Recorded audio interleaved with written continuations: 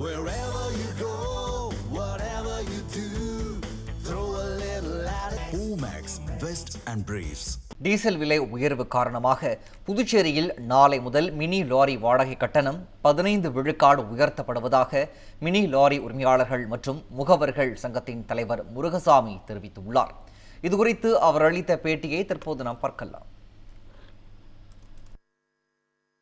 இப்போ எங்களுக்கு எங்க வாழ்வாதாரம் பெரிய லெவல்ல பாதிக்கப்பட்டு இருக்குது. என்னன்னா, ஒரு பக்கம் டோல் பல மடங்கு வருஷத்துக்கு 10 தடவை டோல் உயர்வு வருது. அதுக்கப்புறம் பார்த்தா இப்போ ஏறின இந்த விலைவாசி டீசல் விலைவாசி உயர்வால வண்டியினுடைய உதிரி பாகங்கள் விலை, டயர் விலை, அதுக்கு போடக்கூடிய ஆட்புளு, டீசல் இந்த மாதிரி விலை எண்ணற்ற அளவுல உயர்ந்து இருக்கிற காரணத்தால முதல் முறையா Tamil Nadu all India motor transport Congress இவங்கெல்லாம் 25% அளவில் உயர்த்தப்படும் என்பதை தெரிவித்திருக்கிறாங்க.